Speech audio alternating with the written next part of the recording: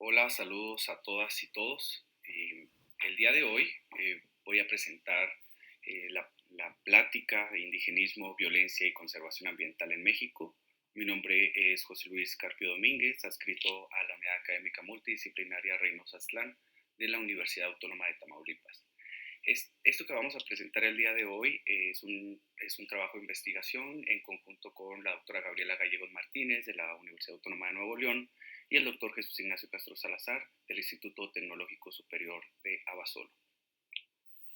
El tema que vamos a hablar el día de hoy está relacionado a cómo eh, los grupos indígenas en México han sido víctimas de situaciones violentas que han derivado en la muerte, en lesiones y en agresiones hacia grupos indígenas dedicados a la conservación ambiental en México.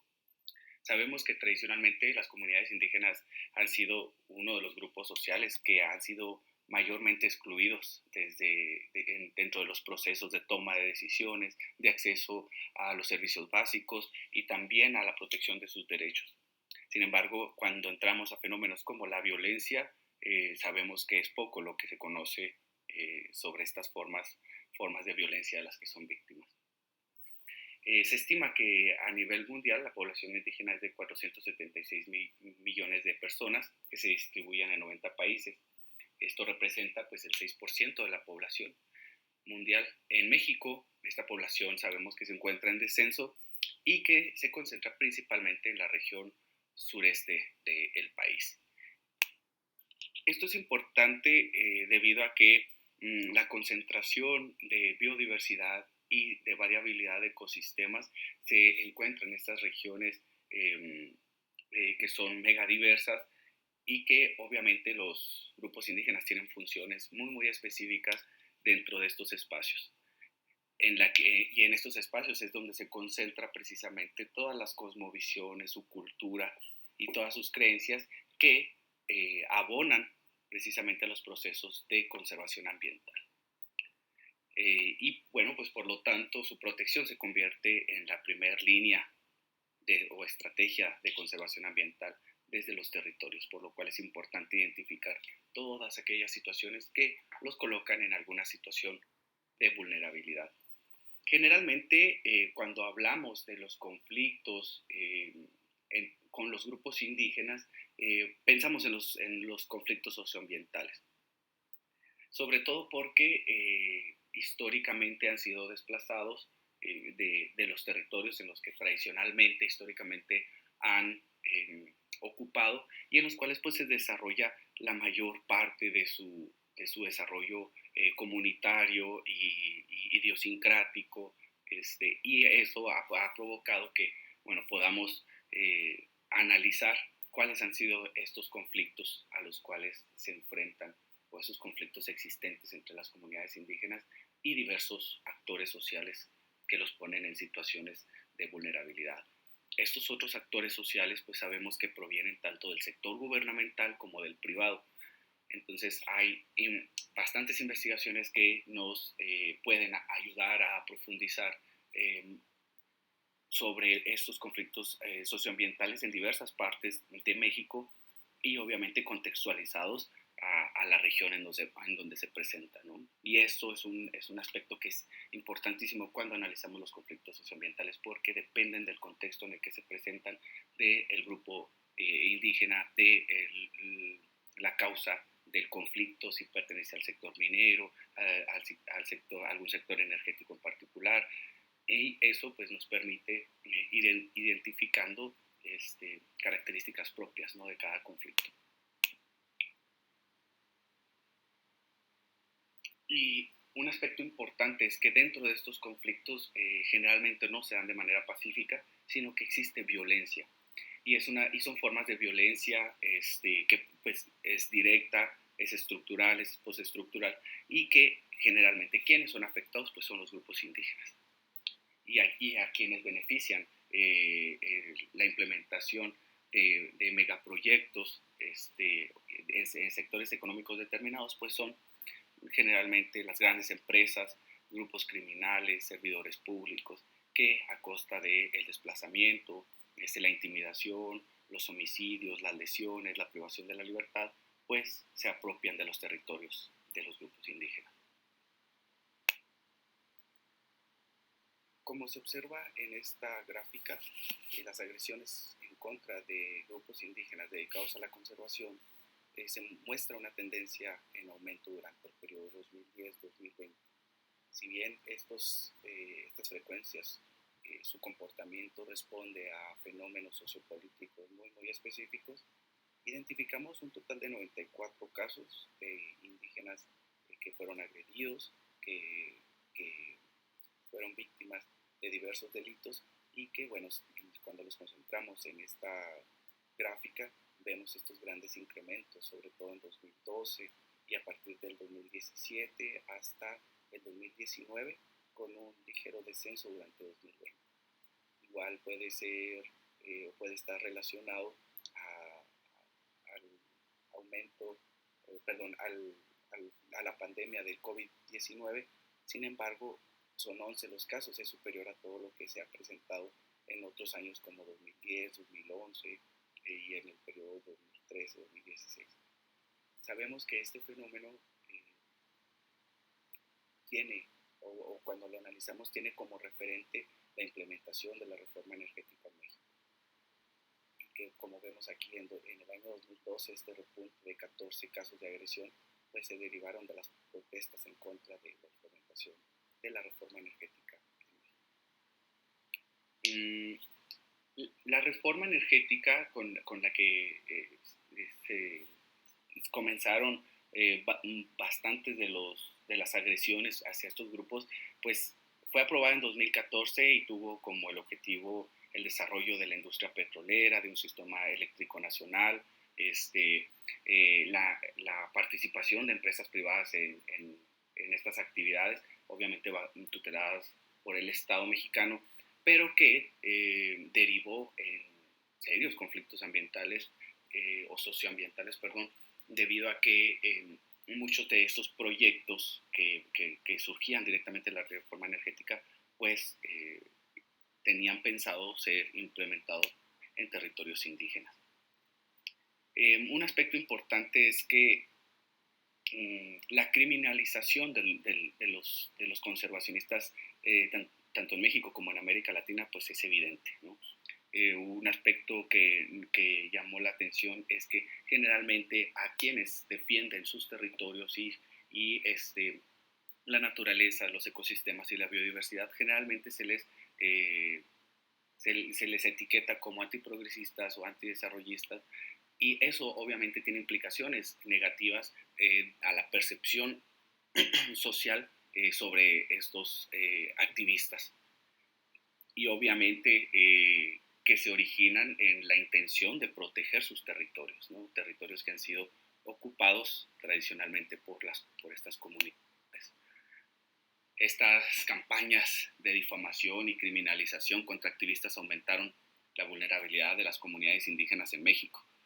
Y un aspecto importante es que dentro del discurso de criminalización, pues se les denominaba antidesarrollo o criminales de acuerdo, como lo ha documentado el Global Witness en 2020.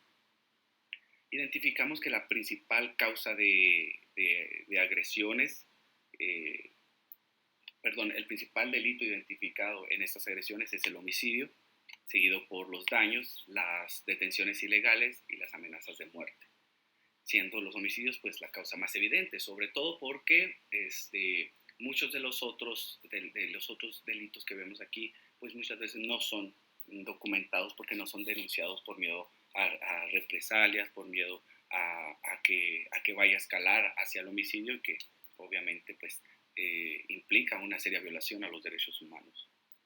Y obviamente tiene limitaciones para documentar las frecuencias reales de los casos que ocurren en el país, ¿no? Como vemos aquí en el mapa, vemos que se concentra estas agresiones en contra de indígenas conservacionistas en la región sur del país y en el norte en el estado de Chihuahua. Y eso es importante debido a que generalmente se trata de espacios con gran diversidad, con ecosistemas y que obviamente la percepción que existen sobre estos espacios naturales pues es de aprovechamiento, ¿no? Y de extracción. Y están en la percepción de las grandes empresas, de los sectores privados y públicos, pues aprovechar esos recursos naturales como a través de sectores económicos particulares y que obviamente entran en conflicto con las comunidades indígenas porque ya habitan esos espacios. Identificamos también que durante los primeros años de análisis las agresiones se concentraban en la región sur del país, sobre todo en Oaxaca, Guerrero y Veracruz, y en 2019 y 2020, bueno, vemos nuevos casos, ¿no? En el norte del país, como en los estados de Chihuahua y Baja California Norte. Y esto es importante porque vemos cómo se da el desplazamiento de las agresiones dentro del país. Cuando analizamos los datos por grupo indígena, identificamos que el principal grupo que ha sido victimizado son los Dinizá, ¿no? En el estado de Oaxaca, seguido por los Nahuas, en el estado de Hidalgo, Veracruz y Guerrero. Y la tercera frecuencia de agresiones más alta la tuvieron los Rarámuris en el estado de Chihuahua. Y ya otros tuvieron un caso cada uno, pero que al final de cuentas es evidente, ¿no? El problema que existe. Identificamos que el principal sector económico agresor de los grupos indígenas es el narcotráfico. Si bien porque muchas de las actividades tanto de producción de droga como de movilización de la droga en México se realiza en lugares que no son habitados por gran cantidad de personas, sino que son entornos rurales en donde habitan las comunidades indígenas y que generalmente o algunas veces también son parte de la fuerza de trabajo del narcotráfico. Sin embargo, en estos casos en particular, hace referencia al conflicto que existe entre los grupos indígenas y el desplazamiento que existe por parte de miembros de grupos criminales dedicados al narcotráfico sobre sus territorios, es decir, que son intimidados para que desalojen esos espacios para la producción de droga y la movilización, o en su defecto para instalar narcolaboratorios en esos espacios y en esos territorios. El siguiente sector económico son los proyectos de energía eléctrica con 17 casos, es un 18.1%. Y sobre ese, bueno, encontramos que no se identifica o no se determina quién es el agresor. ¿Por qué? Porque muchas veces son las mismas víctimas quienes no dicen quién fue quien las agredió, por lo que mencionaba hace un momento, por miedo a represalias, por miedo a que pueda escalar la agresión hacia otras formas de violencia. Otro de los sectores que más agresiones se ha provocado hacia grupos indígenas es la minería, seguido por implementación de proyectos por parte del gobierno y del área forestal y de manejo del.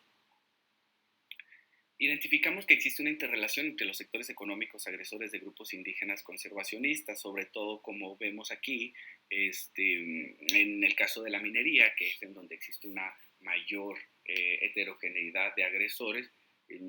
Esto implica que existe una relación entre las empresas dedicadas a la minería y pues posibles relaciones con grupos dedicados al narcotráfico, con paramilitares, con servidores públicos que trabajan para el gobierno, así como de las propias fuerzas de las empresas privadas.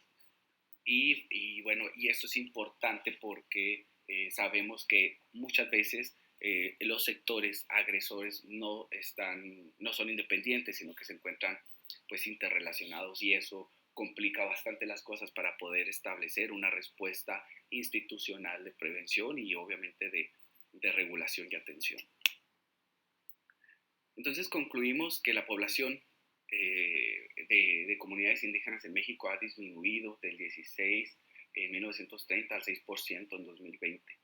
Esto representa una pérdida de la diversidad cultural y el conocimiento ancestral sobre los espacios y los territorios que tradicionalmente han habitado Es necesario enfatizar que la violencia contra estas comunidades también es un factor que afecta la concentración de las poblaciones y de los esfuerzos que se realizan para la conservación ambiental. Sabemos que las agresiones contra grupos indígenas dedicados a la conservación es un fenómeno multifactorial que se encuentra interrelacionado con otros fenómenos violentos y criminales como el narcotráfico, la corrupción y otros fenómenos relacionados. Existe una falta de atención por parte del Estado mexicano en la protección de los derechos humanos de estas comunidades. Por lo tanto, se ven obligados a buscar generalmente apoyo en contextos internacionales, generalmente cuando es parte de la Comisión Interamericana de Derechos Humanos, cuando son visibilizados las agresiones en periódicos o en diarios internacionales y que obviamente a lo que Rodríguez 2002 menciona es una campana de resonancia internacional. Existe una mínima intervención del Estado enfocados en las comunidades, en su vigilancia y obviamente en su protección. Las condiciones de vida en las comunidades indígenas en México hacen que estas poblaciones pues sean vulnerables, se enfrentan riesgos y problemas sociales derivados de la inaccesibilidad a los servicios esenciales, a la protección de sus propios derechos, a recibir una atención adecuada por parte del Estado y obviamente se enfrentan a prácticas extractivistas que son empresas internacionales, que son parte del sector público y que obviamente tienen fuerzas armadas como paramilitares, como grupos criminales como los del narcotráfico y otros. Y obviamente esto pone en riesgo sus territorios, los componentes naturales de esos territorios, sus costumbres y tradiciones.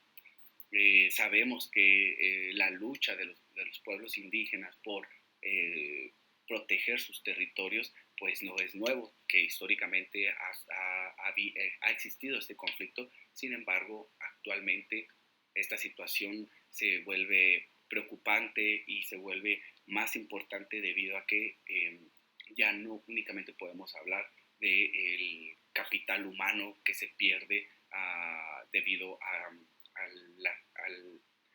la incursión de estos grandes megaproyectos y de estos sectores económicos en los espacios, sino que compromete la biodiversidad, los ecosistemas y obviamente la capacidad productiva de México. Estos problemas pues sabemos que deben ser atendidos también de manera multidisciplinaria, que deben de ser analizados desde los contextos en los que se presentan y que obviamente llama a la multidisciplinariedad y la interdisciplinariedad para su estudio y obviamente para la acción. La criminología verde, desde donde analizamos nosotros las agresiones hacia los grupos indígenas, pues apuesta por comprender estas agresiones desde los procesos decolonizadores, dado que reconoce que existe una lógica colonial que permea los procesos de interacción entre las comunidades indígenas y no indígenas.